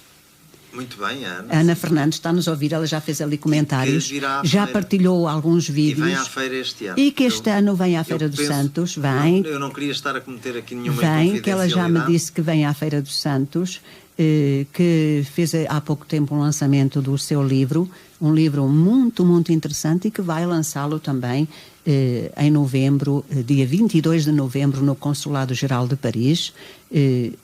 E oxalá que as pessoas que nos estão a ouvir na França vão todas no dia 22 de novembro ao Consulado-Geral de Paris para apoiarem uma emigrante, porque para todos os efeitos a Ana Fernandes, a Nária não é? Assim que ela, o seu pseudónimo, é uma imigrante nossa, portuguesa, tanto vale ser de Mangualde como de outra terra qualquer do nosso país. É uma imigrante. Tem que ter o apoio de todos, de toda a diáspora. Portanto, vamos lá todos apoiar Ana Fernandes, dia 22 de novembro. Em primeiro lugar. É verdade. Têm que ser os portugueses a abraçarem-se aos próprios portugueses, não é? E o livro da Ana Fernandes, de facto, é um livro muito interessante. A imigração, o amor. Os bordados, que também são falados. Os bordados. Grande Ana Fernandes, com um livro muito bonito. O amor, as doenças e o amor que se fortalece por via das doenças, enfim, é uma história a ler. É uma história a ler. E ela vem cá precisamente à Feira das Febras. Vem. Ela vem eu espero que com ela venham outros imigrantes, assim como espero que todos aqueles que nos escutam, se nunca foram, que não percam a oportunidade deste ano ir à Feira dos Santos. João, mas a Feira dos Santos, de facto, está muito diferente de há muitos anos atrás. É natural, porque evolução. Há uma evolução, naturalmente. Ela, nos últimos anos, retomou o seu percurso normal e o seu percurso centenário, que era de se realizar no centro da cidade. Na antiga vila, hoje cidade. E, portanto, é o que acontece agora. E dia 3 e 4 de novembro acontecerá mais uma vez. Ela consegue encontrar... O lema é da tradição à modernidade. Portanto, consegue encontrar ali um equilíbrio entre a tradição e aquilo que são os tempos modernos e a evolução dos tempos. Mas o João também disse há pouco, têm começou a falar... numa feira destas, que tem a dimensão que tem e que traz ali milhares e milhares de pessoas do norte a sul do país. Vêm centenas e centenas de autocarros em excursão para comer as febras. E para visitar a feira. Ela dura quantos dias? 2 dias. 2 dias, portanto, dias. dia 3... É dia 3 e dia 4 de novembro. E dia 4. Essa feira, que como o João disse há pouco, teve início precisamente para venderem os produtos lanifícios e laticínios. Exato. Era, João? Sim, os produtos que vinham da serra e os produtos que vinham do mar. Portanto, ali é uma zona central e havia ali a troca. Mangualde, de resto, nos primeiros anos do século passado, foi o importante armazém de lanifícios. De lanifícios, eu lembro muito bem. Havia vários armazéns de lanifícios. Mangualde era o armazém de lanifícios do país. E era dali que os lanifícios saíam para as eram grandes transportados de confecção. Era. E para os grandes alfaiates da cidade. Eu lembro-me desse armazém. De Lisboa e por aí fora, não é? Compravam-se lá nos tecidos. Havia vários armazéns, mas Mangualde era o armazém. Era o armazém. Era. E depois tinha várias fábricas, tinha as fábricas da camisaria. Eu não sei se ainda alguma. Ainda estão no ativo. A indústria têxtil voltou a ter um grande vigor e importância na economia local, porque emprega muita gente. Nós temos uma fábrica que fabrica para diversas marcas e que emprega cerca de 600 pessoas. Só essa fábrica. E para diversas marcas. 600 pessoas na fábrica de camisaria? Não. Numa fábrica de confecção de fatos de homem. Onde é essa fábrica, João? É em Mangualde. Mas onde? É logo ali, quando se vem do Canedo para cima? É ali perto da perto zona do antigo Canedo. colégio? Sim. Não é perto do antigo colégio, mas... Porque havia aí uma fábrica. Essa fábrica é a fábrica de camisas que ainda existe. Aí também ainda existe. Essa fábrica... Ainda existe. E também essa fábrica fabrica para uma marca conceituada de roupa masculina e feminina. E, portanto, uma marca estrangeira e, portanto... Daí, João, tanta Mangualde de dar emprego. Mangualde, de facto, é um centro, digamos assim, de empregabilidade. E nós hoje os mangualdenses, podemos gabar-nos de não ter desemprego. O desemprego que há é residual e algum dele também porque são pessoas que se acomodaram de certa maneira e hoje temos alguma dificuldade em encontrar trabalhadores para a indústria, quer a PSA, que está ali instalada, como sabe, desde os anos 60. Estamos a falar PSA para as pessoas que não sabem, a Citroën. Quer para a indústria metalúrgica, quer também para a indústria têxtil, que continua a empregar muita gente, sobretudo mulheres. Fossem todas as terras como Mangualde, João, Pat Inter, Citroën, fábricas de camisaria, fábricas de confecções... Eu costumo dizer isso, sabe? Porquê? Porque Mangualde tem um PIB de cerca de 1.000 milhões de euros. Isto significa que representa cerca de 0,6 ou 7% do PIB nacional. Nós temos 308 municípios no país. Se todos tivessem um PIB equivalente, o nosso PIB não era de 180 ou 190 mil milhões, mas seria de 300 e muitos mil milhões. Que bom. Portanto, Mangualde tem um peso importante no PIB nacional, fruto, naturalmente, da PSA Citroën, que representa no PIB de Mangualde cerca de 40%, entre 40% e 50%, mas depois de toda a restante indústria, quer a indústria transportadora, quer a indústria metalomecânica, quer a indústria do têxtil, que também ajudam a construir estes números de que lhe falei e que fazem com que o PIB de Mangualde tenha esta expressão e esta expressividade no produto interno bruto nacional. Muito bem, João, vamos talvez ao patronato. O famoso bolo de feijão, que é conhecido, quem é que não conhece? Eu sei que tivesse hora feijões, comia 7 ou 8 seguidos. É uma gulosa. Eu comia 7 ou 8 seguidos, mas... São inigualáveis. Inigualáveis, é que naquele sabor não há... Quem os vê diz que são natas É verdade. Quando se prova, não tem nada a ver com a nata. Não tem nada a ver com a nata e não tem nada a ver com o tradicional com pastel o tradicional feijão que nós encontramos nas outras pastelarias. É um doce conventual, como toda a gente sim. sabe, como outros doces conventuais também há no patronato. E que sim, exatamente. Tem outros doces que são muito bons, os caramujos. Não há caramujos o ouriço. iguais. O ouriço também. Não há pastelaria igual à de patronato. Talvez porque ela tenha sido ou nascido do carinho e do amor que algumas pessoas votavam aos mais necessitados. E o patronato nasce exatamente para esse fim, com esse objetivo, de ajudar os mais carenciados e os mais desfavorecidos. E depois, a partir daí, de fazer aliás, no patronato, João, estavam lá as irmãs, não era? Eu lembro-me, elas não era onde é hoje o complexo, sim. Era na Misericórdia, tinha aquela parte que se vê bem que aquilo era tipo um convento, porque sim. Se vê bem, devia ser onde viviam as freiras, e depois na parte de baixo tinha o patronato, onde se faziam os bolos. E agora quantas e quantas vezes eu pulei o murinho do colégio para ir comprar Quem diria que esse... Mas eu não ia comprar um feijão, João. Eu e as minhas colegas. Francelina, tu também me estás a ouvir lá nos Estados Unidos, porque ela está-nos a acompanhar. Quantas vezes é que nós não pulámos o muro do colégio para irmos comprar os bolos? Só que eu não comprava um bolo de feijão. Eu comprava um bolo de arroz porque era muito maior. É que o bolo de feijão dava-se 2 trincas e comias. O bolo de arroz não. O bolo de arroz durava mais tempo. E então nós estamos a falar de uma década em que sim. Os pais se esforçavam muito para educar os seus filhos. Tempos difíceis. E eu, se calhar, para arranjar uns tostõezitos para de vez em quando comprar um bolinho de arroz, sabe Deus aquilo que me não gostaria. Se calhar dizia ao pai ou à mãe que era para um caderno, sei lá, já não me lembro. Mas saltei muita vez aquilo para irmos ao antigo patronato, em baixo, na Igreja da Misericórdia. E recordo-me de lá ver as irmãs, as freiras. Portanto, era típico ir ao patronato e pedir o pastel de feijão e o chá frio. Mas o patronato então nasceu para ajudar os mais carenciados, sim, foi, João? Sim, foi daí que nasceu a ideia e depois, mais tarde. E hoje ele continua a cumprir mais ou menos esse objetivo, porque através da paróquia ajuda famílias carenciadas, mas também ajuda a própria atividade paroquial que se destina aos mais necessitados, se não for de bens materiais, é de bens espirituais, portanto vai dar ao mesmo. Muito bem.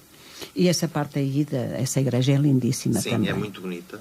Mangual tem uma riqueza em património. Muito grande. Muito grande. Muito grande. Vale a pena visitar. Vale a pena visitar. Ali 2 ou 3 dias é para verdade. Conhecer é verdade. em pormenor cada peça que é única e que representa muito épocas da nossa história, mas também representa o contemporâneo, como é o caso da igreja do complexo, que é a igreja paroquial, e que está desenhada de uma forma ímpar, que tem um claustro muito bonito, mas para além disso tem uma capacidade acústica e uma capacidade de acolher um grande número de fiéis que não tinha, por exemplo, a Igreja Matriz. Não é? Claro que não. Eu fui lá algumas vezes a essa igreja, agora nova.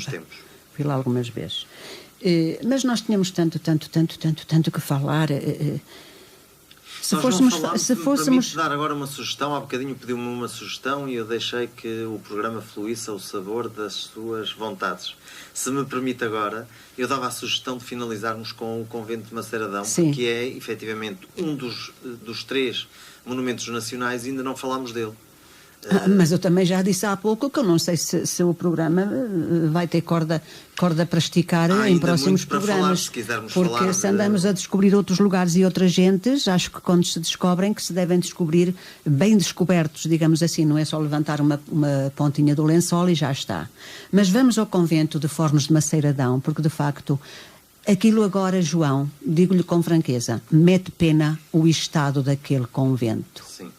Que aquele convento é enorme, uma riqueza enorme. É privado também, apesar de que há já uma verba disponível de fundos públicos para poder apoiar a família a recuperar sobretudo a parte da abóbada que se encontra em risco de colapso e de estabilidade da parte da arquitetura do edifício e, portanto, é uma verba que não sendo muito elevada, não é despicienda, porque estamos a falar de €500 mil de fundos públicos para contribuir para que um monumento daquela importância e daquela natureza se continue a preservar por muitos mais anos. Ele encontra-se num local soberbo, é num vale que é um vale muito importante sob o ponto de vista da produção agrícola. Vinha, não é? Penso eu, João. Não só vinha, não mas é só tudo, vinha. não. As primeiras, eu costumo dizer, e quem é de Mangualde sabe que aquilo que eu estou a dizer corresponde à verdade, que os primeiros produtos agrícolas vêm normalmente de Vila Garcia, que se encontra, que é a localidade que se encontra ligada àquele convento, vale do sim, convento. Porquê? Porque os proprietários têm muitas das suas terras ali na zona do convento, naquele vale, que é um vale protegido. É um vale que tem água com fartura, felizmente, e é um vale protegido das intempéries e, sobretudo, dos frios gélidos e das geadas. E isso permite que mais cedo possam apresentar produtos hortícolas no mercado. E, portanto, normalmente as primeiras batatas, o primeiro feijão verde, os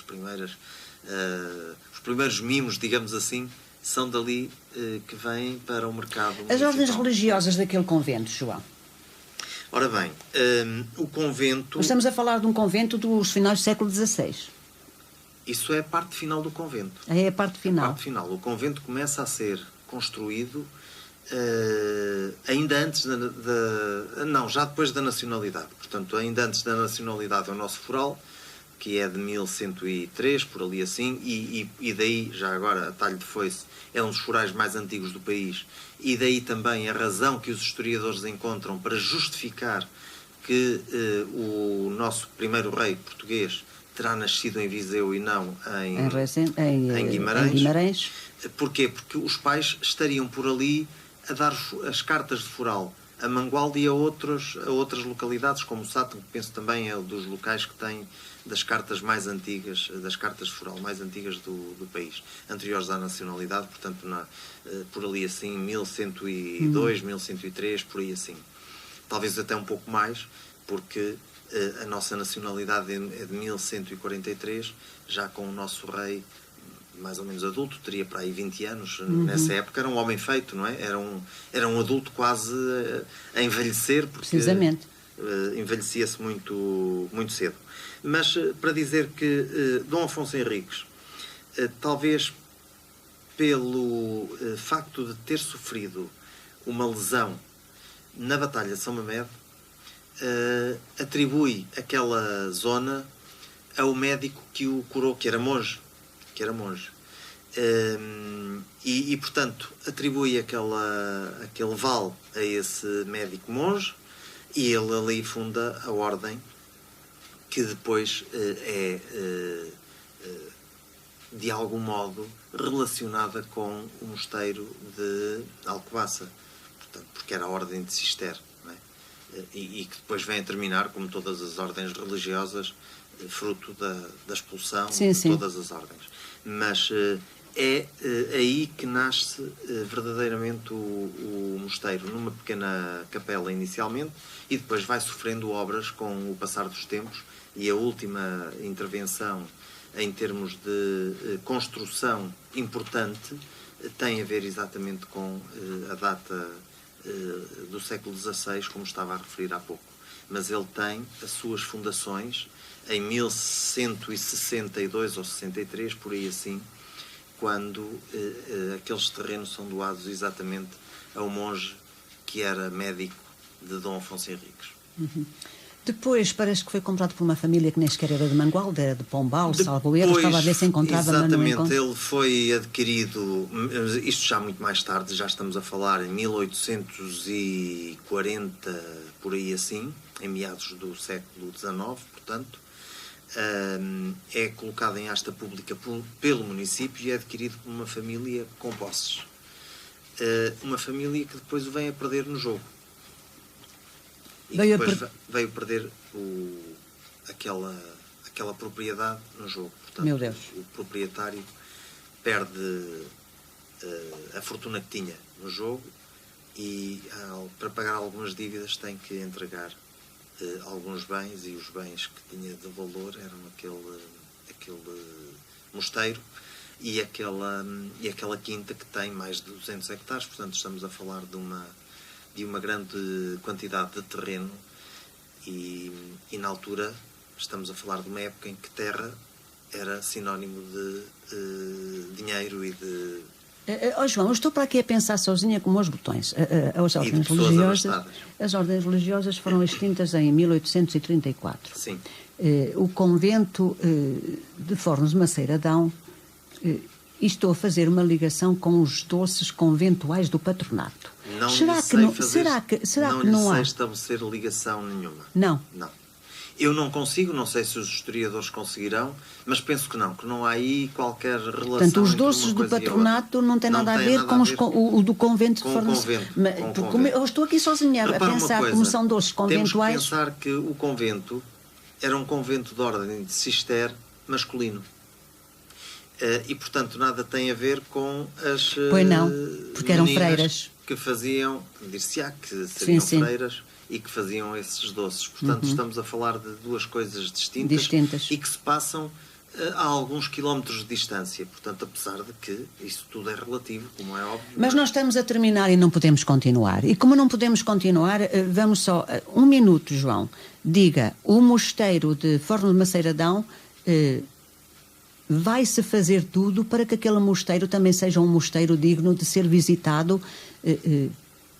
Como lhe disse, estão disponíveis neste momento cerca de €500 mil para que a família consiga recuperar a parte que está em maior risco e de deterioração. E eu estou em crer que está dado o primeiro passo para poder dali recuperar toda a restante área do mosteiro para que ele volte a ser visitado como era antigamente.